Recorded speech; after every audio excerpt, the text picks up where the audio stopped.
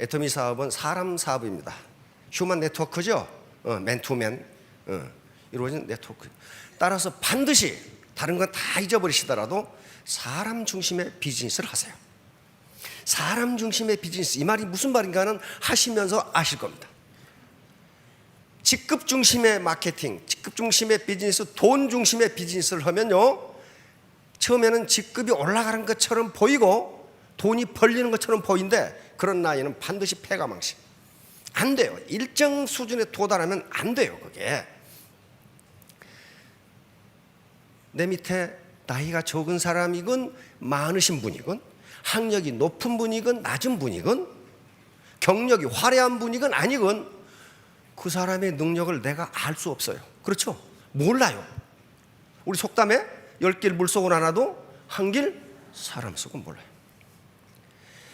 사마천의 사기열전 11번째 저리자 간무열전이라는 게 있습니다. 간무열전, 간무라는 사람 이름입니다. 저리자 간무열전이죠. 간무는 진나라, 여러분 진시황 생각나시죠? 진시황의 5대 우의 왕부터 모셨던 진나라의 승상입니다. 굉장히 유능한 장군이고 학문이 뛰어난 사람이에요. 그래서 5대 왕을 모실 정도니까. 근데 진시황이 천하를 통일하기 전, 그때는 진나라도 왕이라고 그랬죠. 진시황의 이름이 정인데, 이 사람이 이제 왕이 됐어요. 왕이 됐는데 이 간무라는 사람이 직언을 잘해. 배배 꼬아서 상대방의 아첨하는 것이 아니라 직관을 잘하니까 나중에 진시황이 되는 이 정은 성격이 상당히 골고루 사람이죠. 그러니까 이 영감탱이가 자꾸 직관을 하니까 이 영감탱이를 내가 혼을 내줘야 되겠다 하고 명령을 내립니다. 근데 이 사람 옛날에 왕의 명령을 어겼다가는 죽어요. 그렇죠? 근데 명령이 무슨 명령이냐면 앞으로 사흘 안에 수탉이 낳은 알 3개를 가져와라. 이렇게 딱. 이걸 거절했다가는 죽겠고 이유를 달았다고도 죽어. 왜? 왕이 나에게 그런 말을 한다는 것은 지금 나를 제거하기 위한 지금 공작이란 말이에요. 그래 집에 와서 꽁꽁 앓고 있으니까 손자가 감나라는 사람입니다. 감나. 이게 워낙 유명해서 감나라는 사람인데, 감나가 손자가 할아버지가 걱정하고 계시는 게 뭔 줄 압니다. 내일까지 수탉알 3개 가져가셔야 되지요. 그렇다면 수탉알을 어디서 구하냐? 걱정하지 마시고 내일 제가 대신 갔다 올 테니까 할아버지는 그냥 계세요. 이놈아, 지금 이건 장난이 아니야. 너 가다 죽어. 그 왕이 어떤 왕인지 아느냐? 압니다. 그런데 제가 안 간다고 해서 할아버지가 뾰족한 수가 있는 것도 아니잖아요. 가만히 생각해보니까 뾰족한 수도 없어. 할아버지는 학문이 굉장히 높은 장수예요 지금. 그런데 뾰족한 수가 없어. 그러면 제가 해결하고 올 테니까 그냥 누워 계세요. 그거는 진시황한테 간 거예요. 이 12살 먹은 놈이 12살 먹었어요 이때. 그래서 임금님, 할아버지가 못 오시고 제가 대신 왔습니다. 그러니까 성을 버럭 내면서 네 할아버지 보고 내가 수탉알 3개를 가져오라고 했는데 네가 왔냐? 그러니까 죄송합니다. 할아버지가 지금 아기를 낳고 계셔서 못 왔습니다.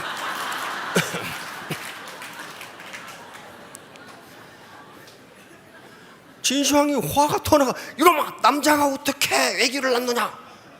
아니, 수탉이 알을 낳는데 남자라고 얘기를 못 납니까?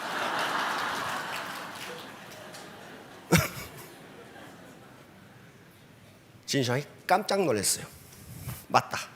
그래서 그 명령을 취소하고 이 12살짜리를 장관으로 임명합니다. 상경으로 임명합니다. 그래서 그 당시에 재상이 여불이라는 나는 새도 떨어뜨리는 재상인데 그 여불이가 해결 못하는 외교 문제를 모두 해결해버려. 각국의 사신 대사로 파견돼 가지고 다 얘기해버려. 그래서 그 감나의 공로로 진시황이 천하를 휩쓸어 버립니다.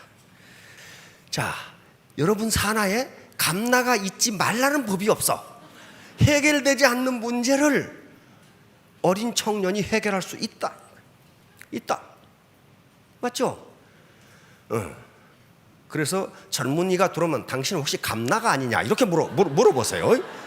감나가 아니냐. 이거 달감자, 고울라자. 자, PPT 한번 줘보실래요? 자, 애터미 사업의 성공 요구. 오게 하라? 머무르게 하라? 그리고 다시 오게 하라. 다시 온다는 건 뭐예요? 비전을 봤다는 거예요, 지금. 그렇죠? 비전을 봤다는 거란 말이야.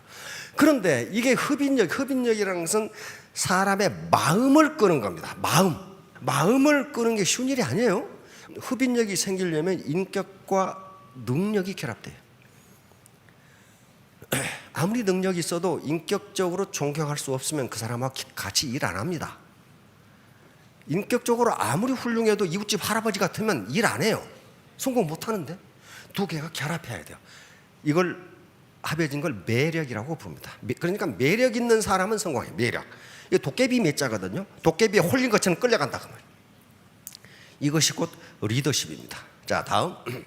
자, 이제 능력은 크게 두 가지로 나뉩니다. 인지 능력과 비인지 능력이에요. 인지 능력은 우리 머리와 관계되는 거예요. 이해력, 기억력, 암기력 그런 것들이에요. 사고력 이런 것들인데 지금 4차 산업혁명으로 컴퓨터와 AI, 인공지능이 나오면서 인지 능력의 중요성이 점점 떨어지고 있어요. 어디 컴퓨터보다 기억을 많이 하시는 분 없으시잖아. 컴퓨터보다 계산을 빨리 하시는 분 없어요. 그러니까 점점 인지 능력, 다시 말하면 학교에서 인지 능력을 향상시켜 주는 교육의 중요성이 떨어진다. 그런 말이 떨어진다. 영어 단어 3,000개 외웠다. 컴퓨터에 들어가 봐. 5만 개가 있어. 5만 개. 컴퓨터가 5만 개 알고 있어. 경쟁 안 된다는 거예요. 경쟁 안 돼요. 자, 그 다음에 비인지 능력이 있어요. 비인지 능력은 이건 지능과 관계없이 인간이 가지고 있는 인성적 능력이야. 인성적 특성이에요. 예를 들면 이런 것들이요. 열정. 머리 좋다고 열정 있는 게 아니에요. 머리하고는 아무 관계가 없는 인성적 특성이라고요. 집념과 끈기, 간절함, 일관성, 책임감, 사명감, 배려정신, 감사정신 이런 것들이란 말이에요. 이런 거. 그런데 지금 심리학자들, 정신분석학자들의 연구에 의하면 인지능력의 중요성이 점점 떨어지고 인간의 일생을 결정하는 사회적 성공을 설명하는 데 있어서 비인지능력의 중요성이 점점 커져요. 점점 커져. 자, 피터의 법칙. 이건 대단히 유명한 법칙인데 이 피터 교수가 로렌스 피터 교수가 만든 건데 승진되는 사람은 자기 능력으로는 견딜 수 없는 데까지 도저히 제대로 일을 해낼 수 없는 데까지 올라가게 되고 결국 무능력하게 상태로 그 자리에 머물러 있게 된다. 왜 그럴까요? 더 이상 일을 할 수 있는 자기 개발을 안 하니까 그렇단 말이에요. 안 하니까. 그런데 일반 조직에서, 일반 기업이나 장교나 공무원에서 이런 상태에 도달한 사람은 가만 놔둘까요? 네, 네버 쫓아내버립니다. 쫓아내버려요. 근데 애터미는 못 쫓아내. 이게 평생 코드거든.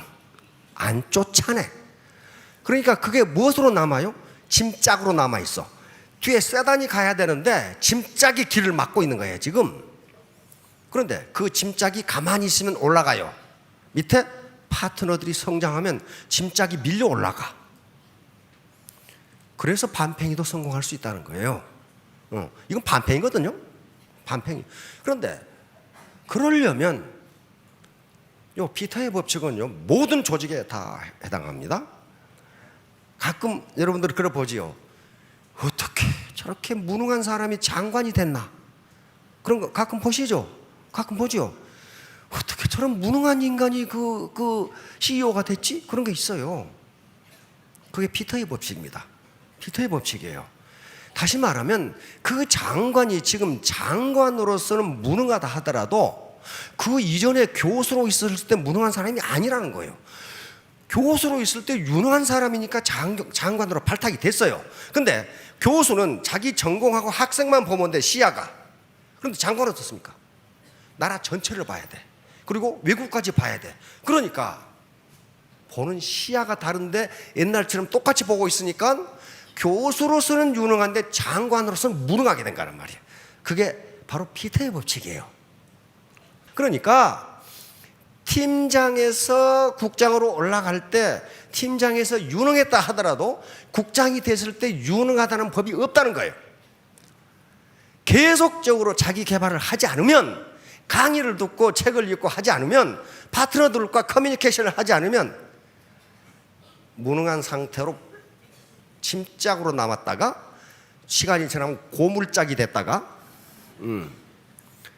그분들은 어떻게 하면 좋을까요? 가장 좋은 방법은 가만히 있는 게 좋습니다. 그래서 반팽이도 성공하는. 자, 다음 자제력. 이게 사회적 성취에 대단히 중요한 요소라는 것은 이미 스탠포드 대학의 마시멜로 실험으로 밝혀진 겁니다. 오늘 다시 다른 얘기를 하려고 합니다. 자기가 자기를 통제하는 거예요. 자기가 자기를 통제하는 이성적인 능력이에요. 자, 다음 자부월적. 이건 자기 도끼로 자기 발등 찍는다. 그런 말이 자기 도끼로 자기 발등 찍는다. 말을 함부로 하고 권력을 함부로 휘두르고 왜 시키는 대로 안 하고 따지대 뭐 이런 거. 그러다는 결국 조직이 무너져요. 그게 뭐예요? 자기 도끼로 자기 발등 찍는 거란 말이에요. 자, 초한지 얘기를 하려고 합니다. 초한지의 주인공들 누구예요?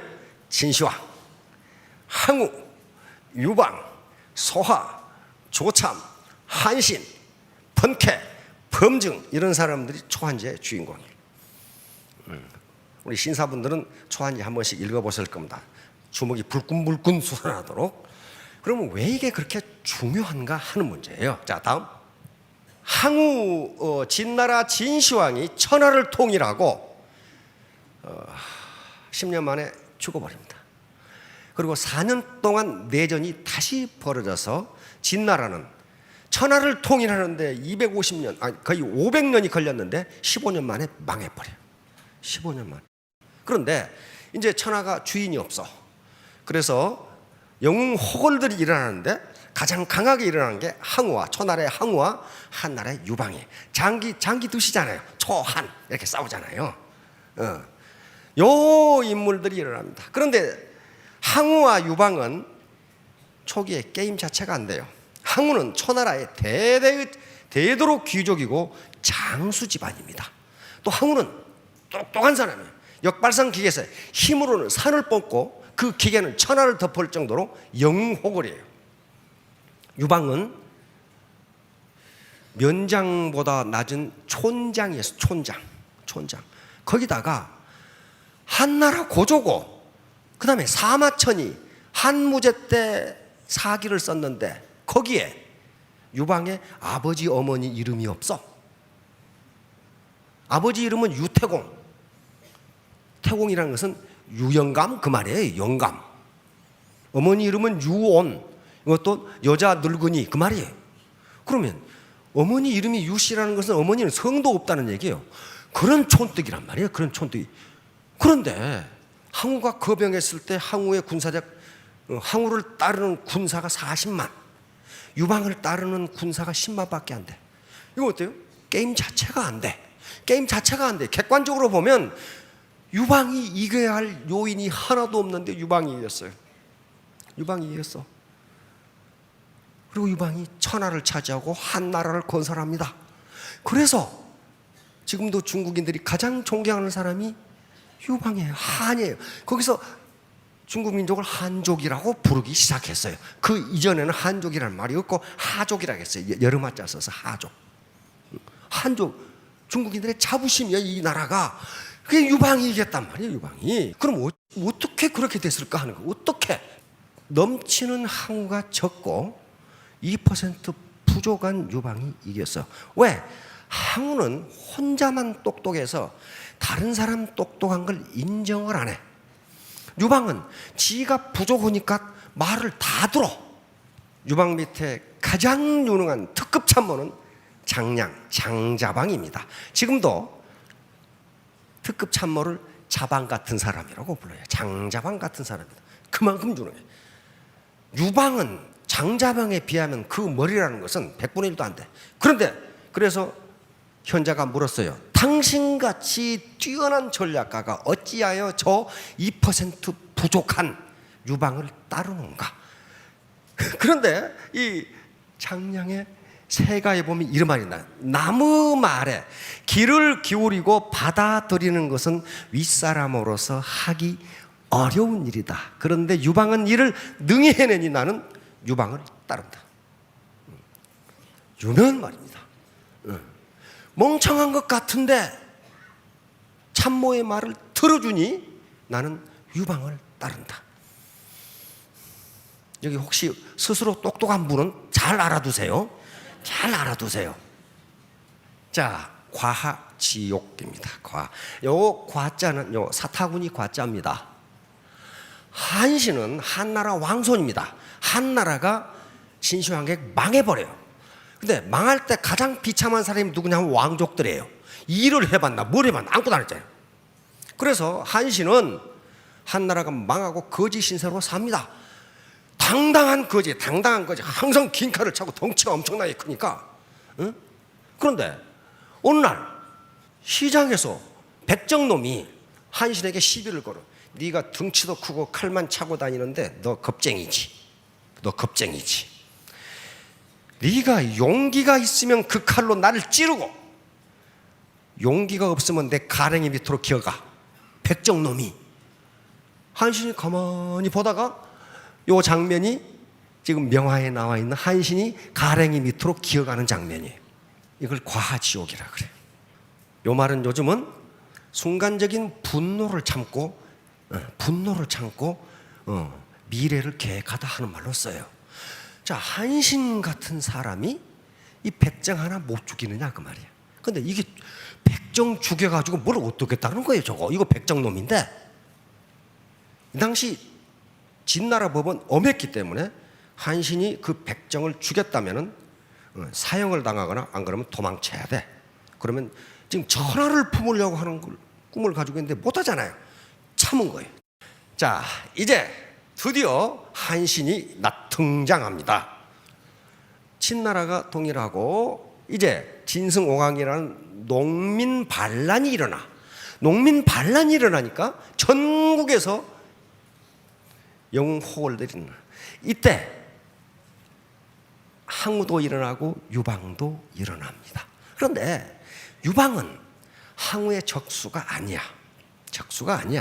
항우 자체가 역발상 기계세의 장수에다가 당할 재간이 없어. 군대는 40만, 유방의 군대는 10만밖에 안 되게 당할 재간이 없어. 그런데 이때 유방 밑에도 괜찮은 장수들이 많아. 번케라든가 조참이라든가 이런 장수들이 많은데 맨날 항우한테 깨져 안 되는 거야. 장수들이 있는데도 안 돼. 장량은 압니다. 왜 깨지는지.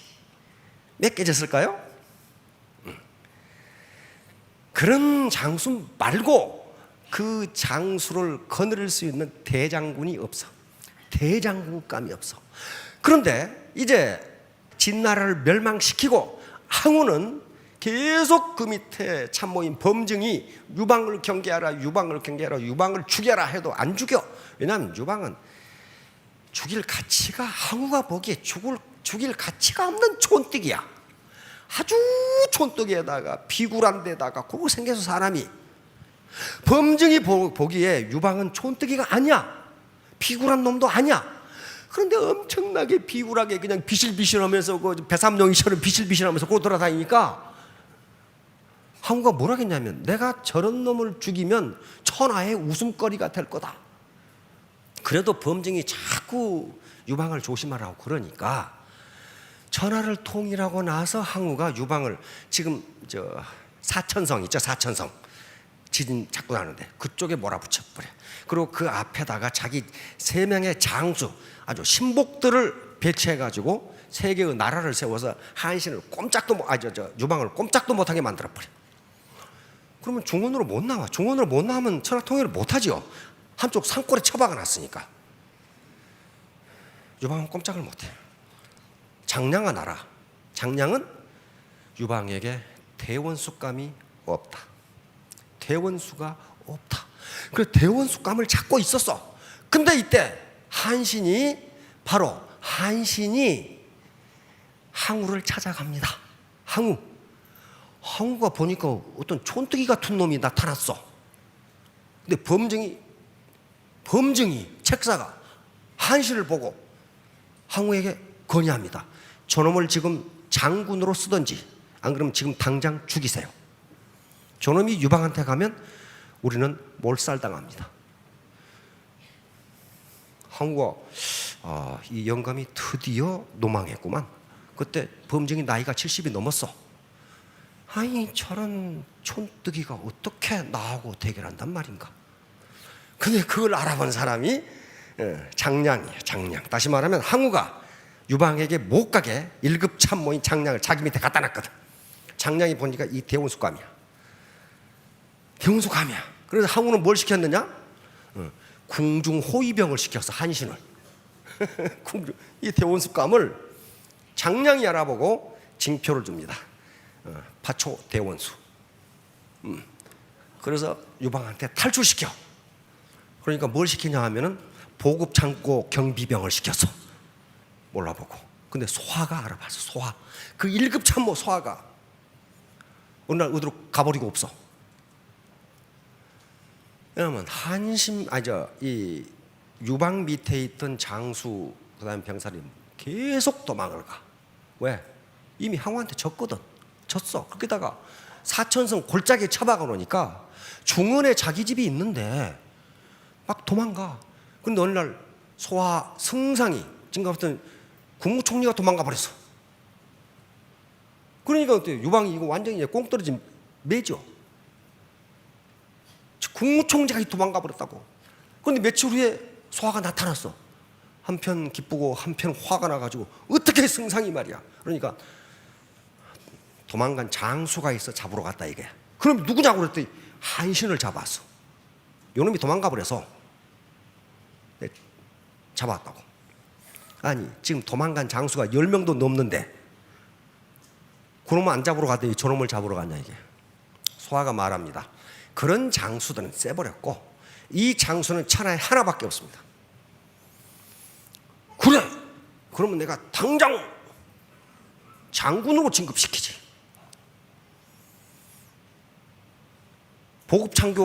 보급창고 경비소대장을 장군으로 진급시켰다고 그런 게 유방이. 그러니까 그래서 유방이 유대합니까? 소하가 화를 버럭 냅니다. 지금 그러니까 안 된다고 말이야. 그러니까 장군을 시키면 이 한신이 가만히 있을 것 같으냔 말이야. 장군을 시키면 그 이튿날 도망갈 거다. 왜 그러냐고 그랬더니 이 사람은 장군감이 아니고 대원수감이라 이게. 대원수감. 그럼 내가 대원수 진급시키지. 말 잘 듣죠? 또 소하가 화를 냅니다. 어떻게 그렇게 하냐 말이야. 지금 소대장 임명하는 것도 아니고 대원수를 임명하는데 대원수를 왜 오라가라 하느냐 이거야. 날 좋은 날 잡아서 목욕 재개하시고 저 큰 연병장에서 대원수 진급식을 하라 이거야. 유방의 장점은 거기에 있어. 아니 하면 될 거 아니야. 하면 괜히 그러고 있어. 하면 되지. 그래서 대원수 초대식이 있다고 그러니까 번케라든가 이런 기라사 같은 장수들이 김칫국을 있는 대로 퍼마시고 합니다. 내가 대원수감이시. 연명장에 가보니까 이 소대장 새끼가 대원수 자리에 앉아 있는 거야. 이게 또 이 한신 파초 대원수입니다. 한신 장군이 파초 대원수로 임명되면서 단 4개월 만에 항우가 망하던 세계 나라를 모두 격파해 버립니다. 그리고 중원으로 나가버려. 한 나라가 엄청나게 커져버려.